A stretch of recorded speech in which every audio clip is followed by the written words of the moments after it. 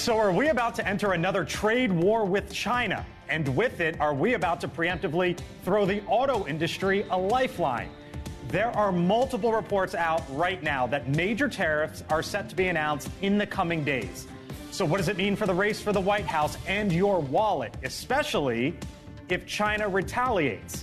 Plus, coming up here on the Hill, why conservatives are floating impeachment again. And will you not be able to put your money where your mouth is?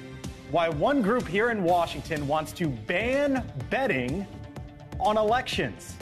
Come on in, I'm Blake Berman. This is The Hill on NewsNation.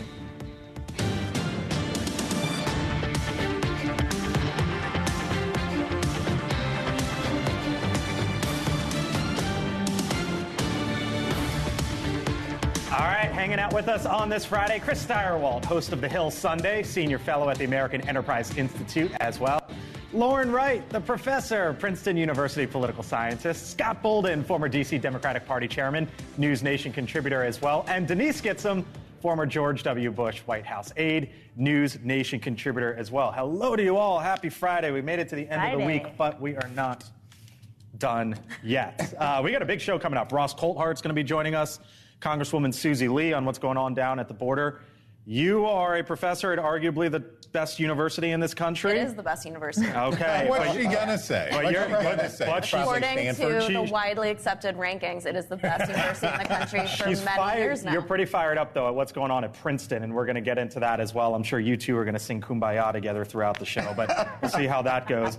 I want to start, though, with a story. By the way, Mark Lauder, former special assistant to former President Trump and chief communications officer at the American First Policy Institute, going to be joining us here as well. But I want to show the headline in the Wall Street Journal right now. Quote, Biden to quadruple tariffs on Chinese EVs. You know, Chris, when I covered the White House, I remember covering a trade war. Mm-hmm. Donald Trump, hundreds of millions of dollars of tariffs. Mm-hmm. It was a trade war. And now we are learning that the Biden administration is planning to raise tariffs on China in the coming days, potentially quadrupling tariffs on Chinese EVs. Well, I assume this is what all of the sucking around that the Biden folks have been doing with the Chinese. Now, we've seen several months of precursor. We had a meeting in San Francisco. Janet Yellen went to China. There seems to be a long softening around this. And I assume this is part of an election year gambit so that he can say to people, because remember, it's not just Michigan in the Midwest, not just Michigan and swing states, and when you add in batteries and other things, that this is a way that he can say to these voters, I'm doing something for you. I'm gonna juice these prices. Okay, so maybe that's what he's saying now, but show what President Biden was saying back in 2020 as candidate Biden. We're gonna make trade tribes that fights for every American worker and every American job and actually get results. Not Trump's chaotic trade war. Not Trump's chaotic trade war, Scott. President Biden has kept every single tariff in place. And now he is going further with it. So if it was a trade war when Trump did it, are we extending the trade war now under President Biden? Why do I feel like I'm being cross-examined? You're not, no, but it's a legitimate question, is it not? Because you're talking about quadrupling. Well-crafted. Thank you, counsel. No, you got to look at the motivations, if you will. You can't put them all in one lump sum. The auto industry, Biden's got a problem with the auto industry, and he's got these mandates for electrical vehicles. And I think the tariffs that he's putting on them is an effort to give his EV mandates to the auto industry that's been suffering because so few have been sold, that he's giving them a lifeline by giving them some fair competition or fairer competition by putting these tariffs on. Trump's tariffs were protectionist-based and had different motivations. They're the same ones. They may be the same one, but the basis and the reason and the motivation is very different here. He's getting something out of it. And by the way, it just happens to be an election year as well, and the auto workers have endorsed him, and the auto industry needs this issue they need help on this issue. That's my opinion. Politics is always the motivation, especially in a campaign year. And I'm just waiting for Trump to come out and say, I'm going to do it 10 times. He's floating the possibility of 60% across the board. Of course, yeah. And they're going to keep up because voters who don't understand how trade wars work or how they happen and how it affects consumer prices are going to look for somebody who's going to protect them.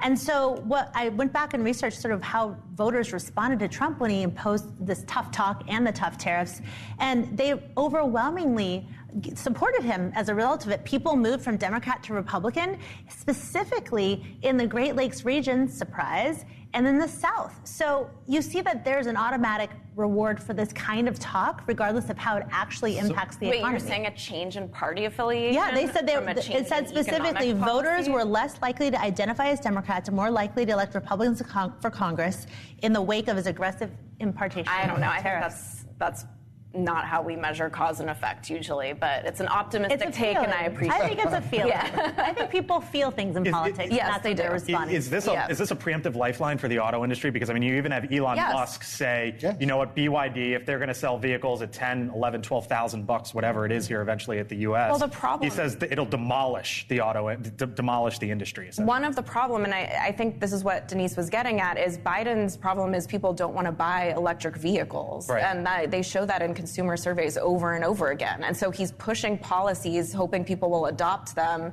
and they're very unpopular policies. But from an optics perspective, there is a point here, which, to your point, sort of about the hypocrisy of on immigration policy, on economic policy. Hold on, you said this was terrible, but now you're fighting tooth and nail in court, and you're trying to keep the same. I am tariff man were the words from Donald Trump, Mark Lauder. I remember there being at the White House. I went back and looked at the tweet today. Mark, come on in.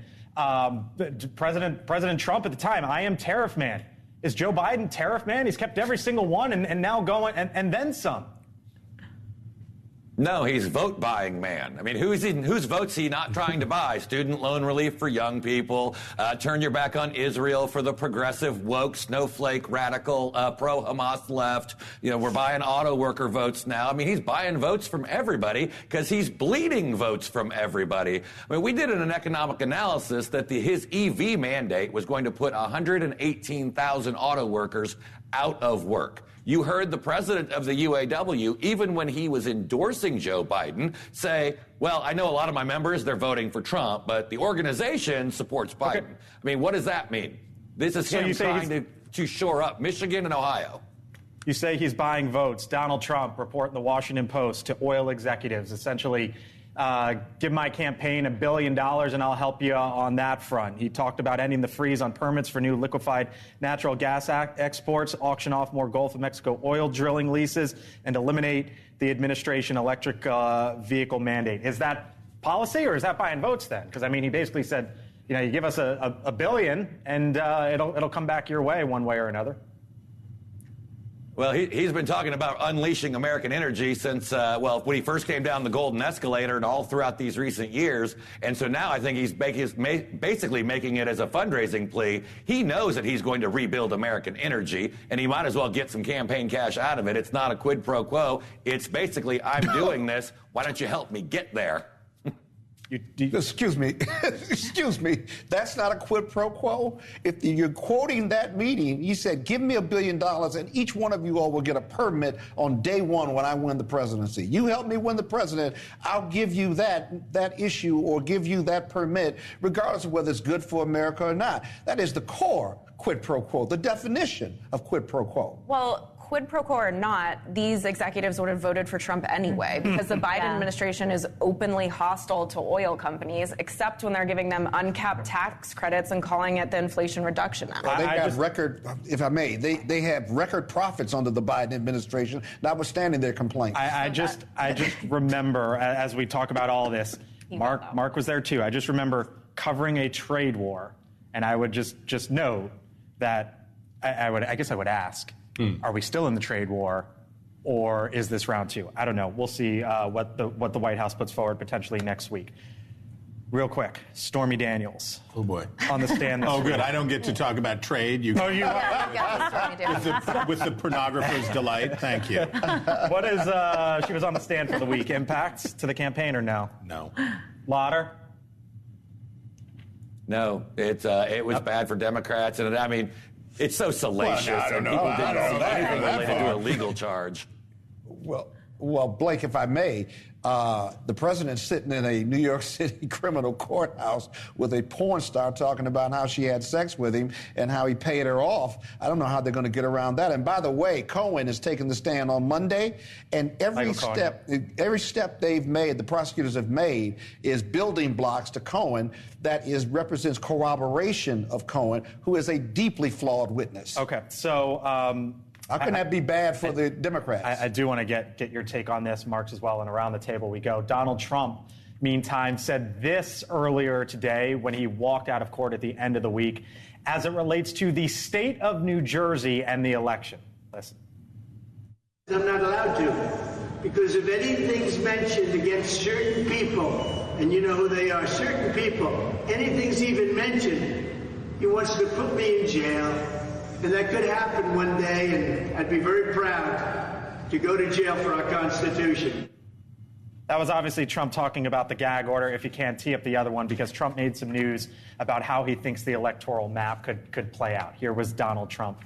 Tomorrow we're doing a big rally, and it's going to be in Wildwood, New Jersey. We're going for the state of New Jersey. We think we can win New Jersey, and we think we can win a lot, because what's happening in our country is horrible. We think we can win New Jersey. I also think that Donald Trump has been infected by the Saturday Night Live impersonation of Donald Trump, because now we're going to win by a lot. We're going to win by a lot. But no, Donald Trump's not going to win in New Jersey. And when he was running in 2016, remember, we're going to win New York. We're going to win California. I mean, it's just some stuff people say. It's just some stuff he says. Your home Chris state? might know better than I think we have 1 million more registered Democrats in New Jersey than Republicans. And we had a 2021 gubernatorial race, and Chitterelli, the Republican candidate, got 48% of the vote. I mean, it's getting closer, but it's never going to happen. Lauder, he's campaigning in New Jersey this weekend, not a swing state, but he seemingly thinks it's in play. Why? Well, I mean, right now, when you have everybody complaining about high grocery prices, high gas prices, a wide open southern border, criminals who are let out of jail, but Donald Trump could be going to jail. I mean, they don't like what they see. And to the earlier point, I mean, you had Lee Zeldin in New York get, 49% in the gubernatorial race. You had the Republican in New Jersey get 48%. I think people are realizing liberal policies just don't work. And maybe now is the time they're going to try something different, because what Einstein said, definition of insanity is doing the same thing over and over again and expecting a different result. I mean, here's the thing. Every Republican presidential candidate, as far back as I've worked on them, has always reached for certain states, like Illinois, things that are completely out of their ability to get. But there's this pipe dream of a couple of states, and New Jersey always ends up being in them. I don't know why. And we end up wasting resources. But in this case, I think because Trump is so good on camera, and because the demographic of the folks he is. Are you going to? I don't know how you disagree on the fact that. Please let me judge. Let me finish my thought. Yes. So when he plays well to the camera, people love him on camera. If you're a Trump fan, people love it. And so does it really matter if he's in North Carolina or New Jersey, if they're televising everything he says? Yeah, it does matter. My question is, my comment is a question for Chris. When's the last time the Republican presidential candidate carried New Jersey? 88? Oh, my maybe goodness. 80, maybe 80. It's not over forever. 35 years ago. We've heard Biden talk about Florida. This is like kind of like the No. different Okay, baskets. so New Jersey, so in Virginia, you remember when Glenn Youngkin won in Virginia? Mm-hmm. Okay, that didn't mean that Virginia was back to being a swing state, because the off-year elections have a different electorate, different turnout, and there's a counter effect that happens to the party out of power. I assume that Donald Trump is doing this in New Jersey because he wants to be in New Jersey. I assume he's doing this in New Jersey because he has a golf club in New Jersey and he wants to stay in New Jersey. And he doesn't want to go close to New York. He doesn't want to go to Wolf Snout, North Carolina. He doesn't want to go bake in the Sonoran Desert. He wants to be. He's had a tough week and he wants to stay home. And they do like to give him what he likes. So to your point, Donald Trump doesn't campaign. he does is he is a celebrity, and he has media presence, and he can have media presence in New Jersey just as well as he. Lauder, great to see you. We'll talk to you again soon. Have a nice weekend, Mark Lauder. Thank you, sir. You too. All right, catch you soon, Mark. There is still much more ahead here on the Hill over the next 45 minutes. Think you might want to bet on who wins the race for the White House? Well, we will explain why one agency in Washington today is trying to make sure that will not happen. So why ban political betting? Plus, one of the Democratic lawmakers who is pleading with President Biden to take action on the southern border joins us in about 15 minutes' time. But first, on the other side of the break. Oh, yeah, it's me. It's I better get ready. Yeah, I better get ready. It's Chris time. We're going to talk about how Joe Biden is metronomically creating controversy. So he pleases and displeases side after side. He goes back and forth like this. What are the consequences in the swing states? We're going to talk about it. Steyerwalt breaks it down on the other side of the break. You're watching The Hill here on NewsNation.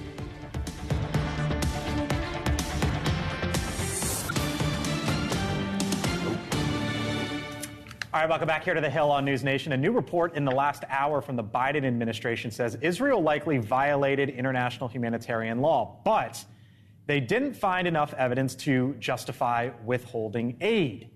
This follows an interview this week where President Biden says the U.S. will withhold weapons from Israel if it goes ahead with a full-scale invasion of Rafah, a city in southern Gaza. The Israeli Prime Minister, Benjamin Netanyahu, responded that Israel is prepared to go at it alone. The reaction to the president's comments back here at home have caused a bit of a political firestorm. So what could the president's actions mean for his support with Jewish Americans? Steyerwalt here to break it all down. Chris? It's a mitzvah. Okay. So we've talked ad infinitum about the reality of Arab American voters and anti-Zionist voters, especially in swing state Michigan. We talk about it. We've talked about it. And I'm not saying it's not true. I'm not saying it's not true. But there are a lot more Jewish voters in the United States than there are Arab American or Muslim American voters. A lot more. So why don't we think about that? How do you get a headline like this? Ooh, Biden's Israel threat slammed by pro-Israel lawmakers, mainstream Jewish groups. So here's the thing that you may or may not know, is the Jewish American population is always in an argument with itself. There are lots of different points of view inside. It's not a monolithic block. There are Republicans, there are progressives, there are socialists. There's all kinds of stuff underneath the hood. It is not a monolithic part of the electorate. But they are united in one thing. Here's what they're united with: support for Israel in this war. Despite these many divisions, you see that according to these are Pew numbers, it's like 90%, 89% of Jewish voters say that Israel is doing the right thing in fighting Hamas. Okay, how did Jews in the United States vote typically? Since 1916. How you like them apples? Caleb found it. Since 1916, 70%, the average support for Democratic candidates is 70% among Jewish American voters. Why? Why is that true? Well, they were part of a new immigrant movement that came into the United States at the turn of the century. That can explain a lot of it. Maybe a lot of it is that they live in states that are Democratic. These are the states with the largest Jewish populations, and in 4 of 5 of these states are Democratic states. A couple of them are really Democratic states. So maybe that's all that there is to it. I don't know. Since 2001, Republicans have really tried to get the Jewish vote. They've made a real, and this has been partly because the Republicans have, and this is driven in part by evangelical Christians, pro-Israel. The Republicans have been pro-Israel. Democrats, over the same period of time, this post-9/11 era, have become cooler towards Israel. The parties have changed lanes on this issue, and Republicans have tried to get in there. How did they do? Donald Trump in 2016, mid. About the same as Republicans typically do. He got more of the vote in 2020, but Joe Biden held basically the same. Let's look at those states again.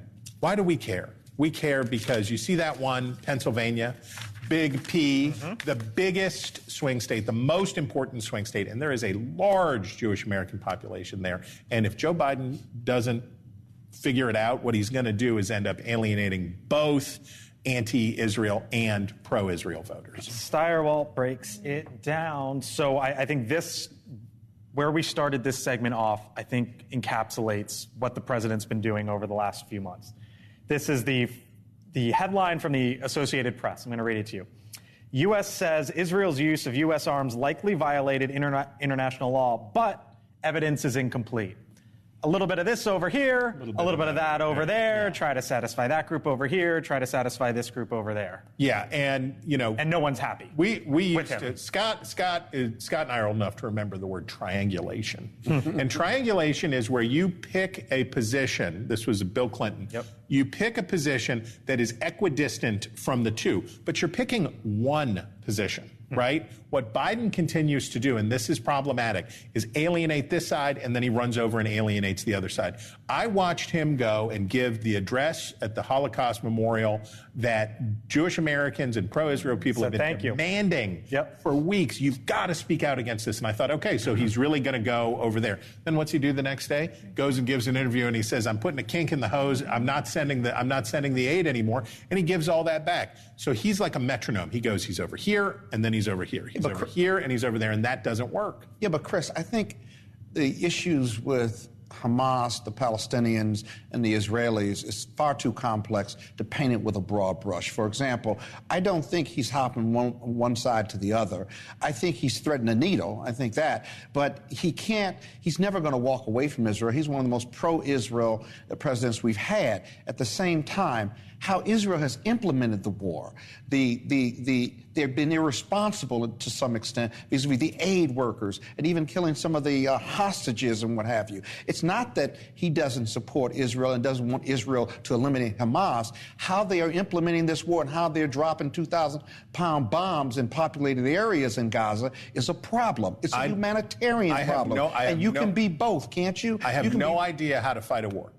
But I do know how people win and lose presidential elections. Okay. And I can tell you that a good way to lose a presidential election is to not get the benefit when you get the harm. So Biden is pro-Israel, and his policy hasn't really changed. Exactly. But he poor-mouths it in order to try to placate these voters. By the way, and Adam Smith, the top Democrat on the House Armed Services Committee, on this show yesterday said the president's statement lacked clarity. And then when he went to talk to the White House, they told him something different. It just goes to show. You're going to take the L with some voters. Take the W with the others. Okay, so if Biden was sitting here right now, what's the best advice you would give him? We'll end on this. You may have to burn some of those young voters. It's time to tell your staff that when they say, what about the young voters, what about the young voters, say, I'm going to take my half out of the middle, and I'm going to go to the suburbs, and I'm going to go to the people who are with me on this issue, and I'm going to take their support and be proud of it. Because I got to win. And the young voters don't turn out anyway. They don't turn out. By the way. Hippies. All right. There's the professor. Here on the Hill. That's true. The calls for action on the southern border took a bit of a turn this week. Now, Democrats are pleading with the president to take action. One of them, who wrote to President Biden this week, joins us on the other side of the break. Did they hear back from the White House? We'll ask.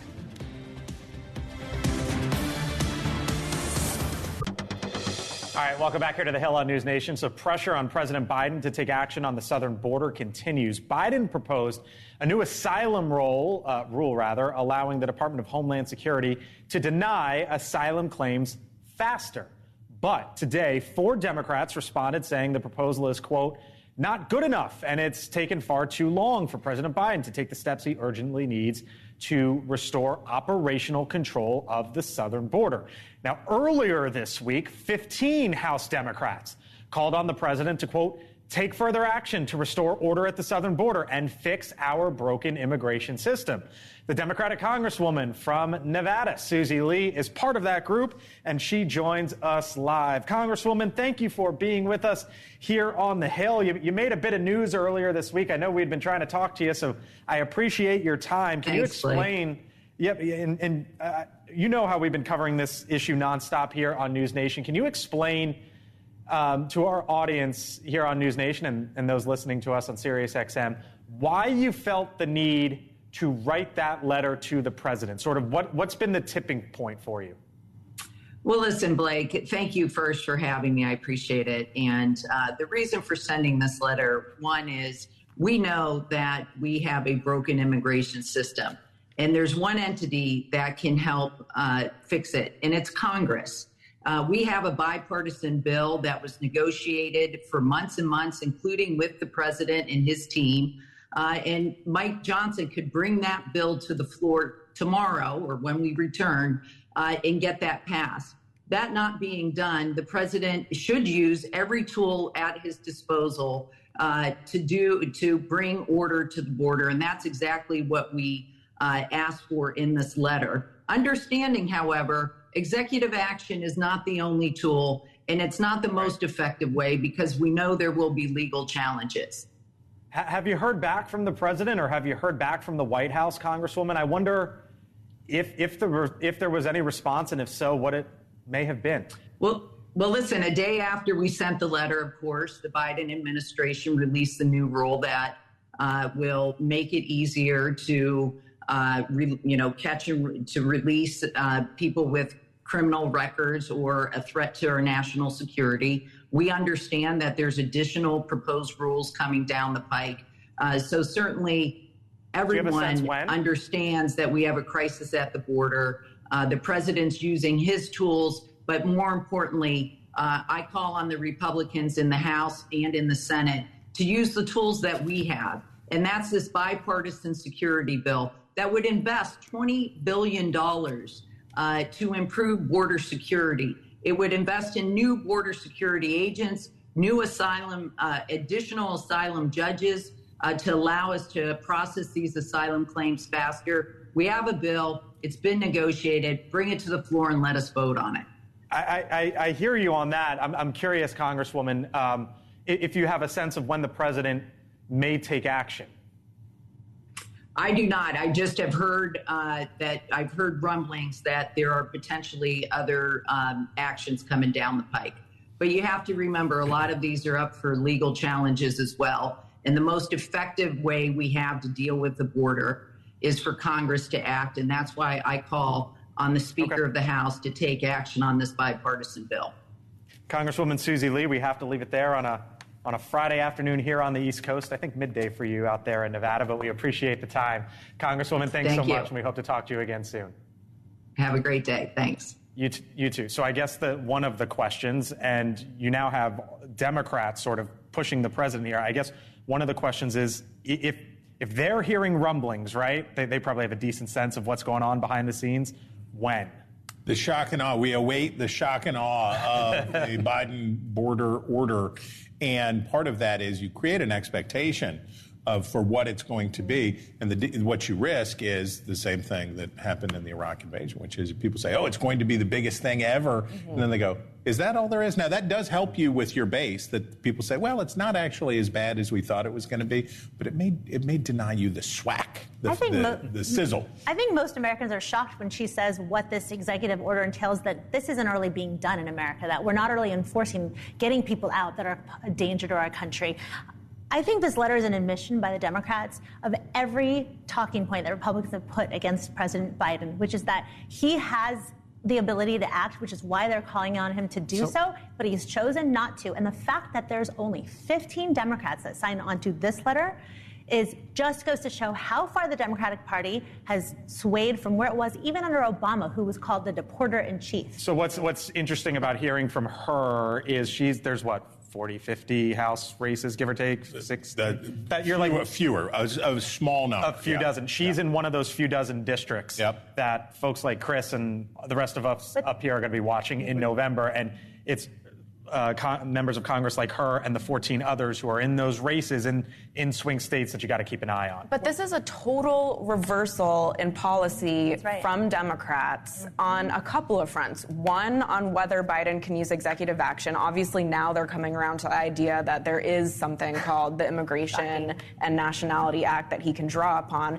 And we seem to be forgetting in 2020, every single Democratic nominee for president raised their hand for public funded programs for illegal immigrants, for a more welcoming, more humane approach to immigration. And it is a flip-flop, and it doesn't make a lot of sense to voters who have been following this, even incidentally. When I listen to my colleagues to my left and right, I wonder whether they're bragging or complaining. If the Democrats are moving towards solving this crisis at the border, everyone agrees that it's a crisis at the border. Everyone agrees that something needs to be done. Oh, that's not true. 77 Democrats think Biden is doing an inhumane thing by restricting asylum policy, and they've been writing to him about it. As long as it's humane, they're not against it. I think there's some parts of the Democratic Party who think some of this is a crisis and not all of it. I think most Democrats believe that something needs to be done for our border, no matter what basis it is. I believe that. I don't know if you saw this last night. I watched a bunch of it. Tune in Sunday for an encore presentation of Dan Abrams Live, Crisis on the Border.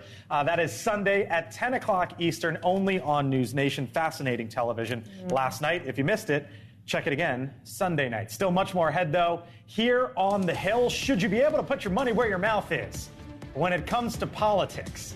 There is a new push here in Washington to ban betting on politics. Plus, Ross Coulthart joins us on the other side of the break.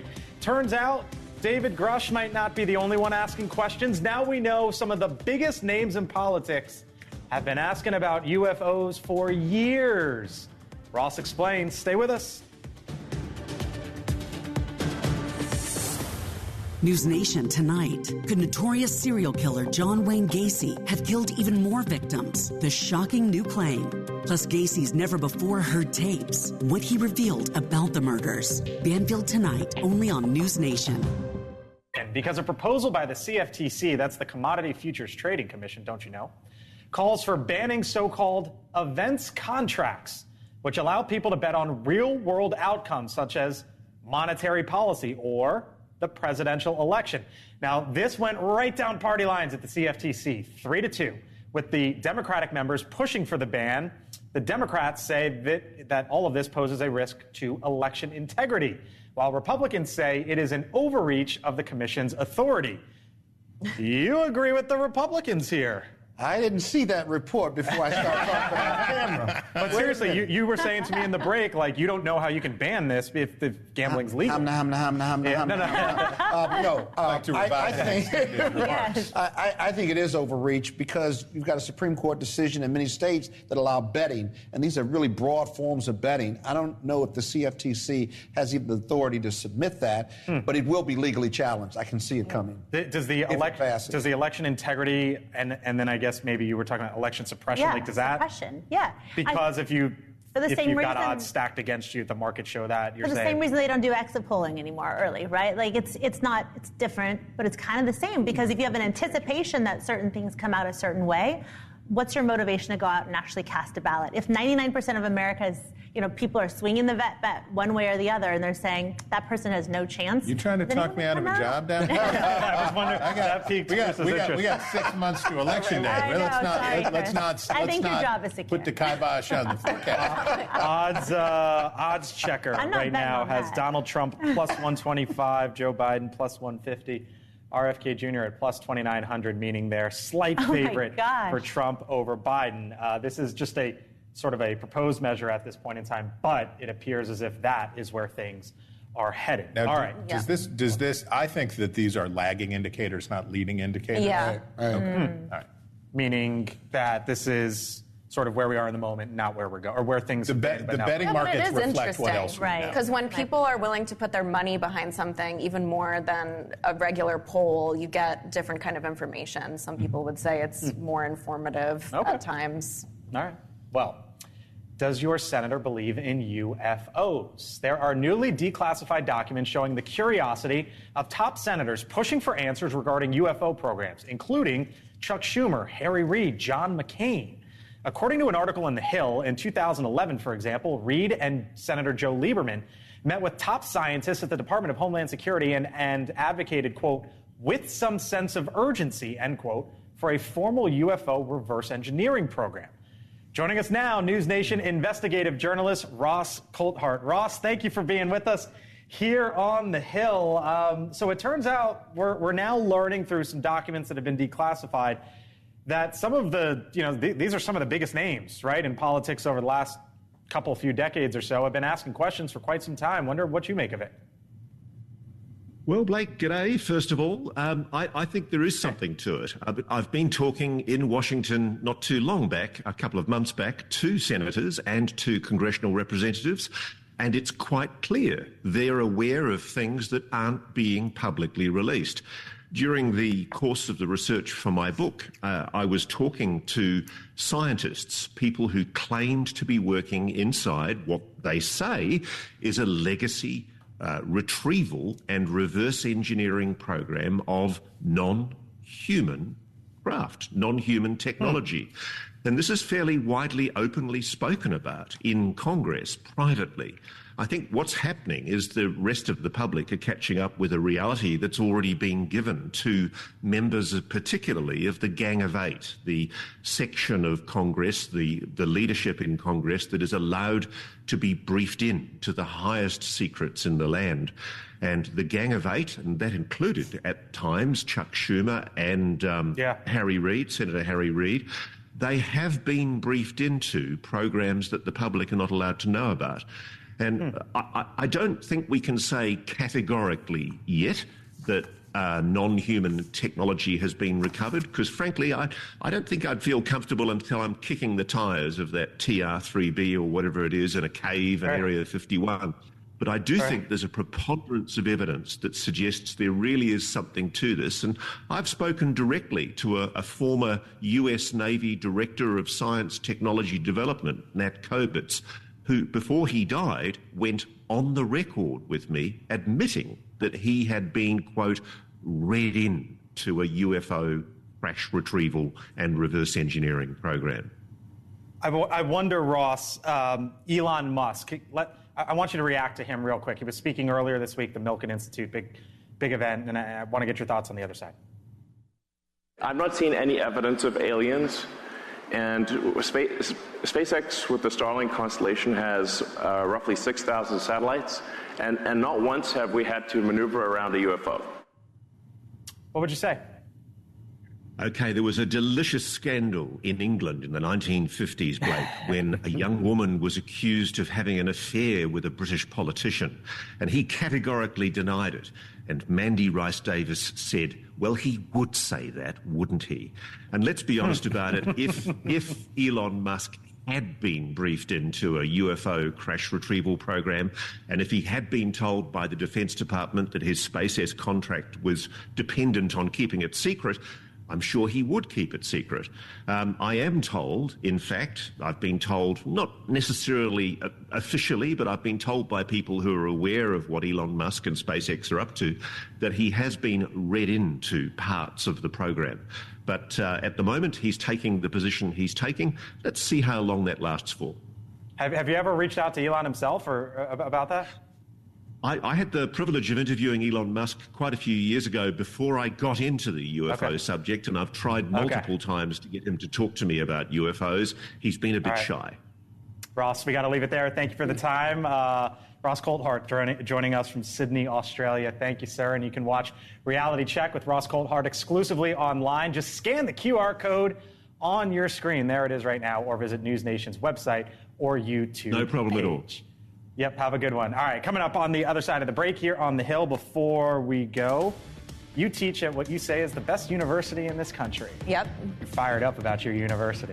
About some things I am. Some things you are. Yeah. We wanted to get Lauren's perspective because you teach at Princeton. Yes. And we've seen all these campus protests. So Lauren's joining us here, and we're going to talk with her about sort of what she's seen, what she's experienced at Princeton, as all of this has sort of been going around on a lot of college campuses. Other side of the break when we return.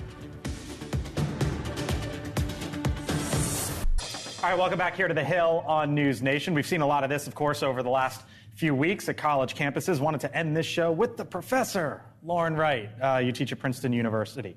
I just kind of wanted to get your overall thoughts as all of this has been playing out, as you teach at one of the greatest schools in this country, what you've seen and what you've made of it. Well, at Princeton, we're very lucky, frankly, because we have a president and an administration that, when a Columbia-style encampment was planned by the students, communicated extraordinarily clearly what our rules were surrounding protests, what you're allowed to do and what you're not allowed to do, and then they enforced those rules. Right. by promptly arresting students that were forming an encampment and arresting students that took over a building. That sends a really clear message. And so we are different in that regard from other campuses that are completely out of control. There is something, though. Faculty members in 10 days are going to meet, yes. right? Like a massive faculty meeting.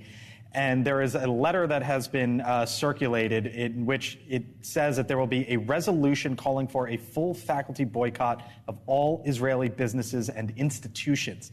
6 professors want a vote on that. Yes, and so 6 professors can propose anything in a full faculty meeting. But this item in particular, and there are a variety of them, is really illiberal and it's offensive. And it really means that I, as a scholar, can't collaborate with an Israeli professor. I can't go give a talk in Tel Aviv. I do a lot of remote TV hits with a company that pulls up with a truck to my driveway, and it's an Israeli-owned studio van. And those things are not criticizing the government of Israel, which is completely different and completely fine. Of course, you are ostracizing an entire group of people, and that's not a free speech position. That's something far greater. And yep, I have a problem with that. All right. I would take your class any day, by the way. You are invited anytime. You would flunk just like me. No, you would Lawrence needs you get to vote on that, though? Do you get to vote in that faculty? I'm a non-voting faculty member, but my But there's like 1,000 of you who are like involved in this, right? Well, yes. I mean, these proposals get sent to everyone. I saw it this morning, and I think it's going to cause a big splash. Yeah, I think a lot of people don't want to be restricted in that way. Yep. Sunday show.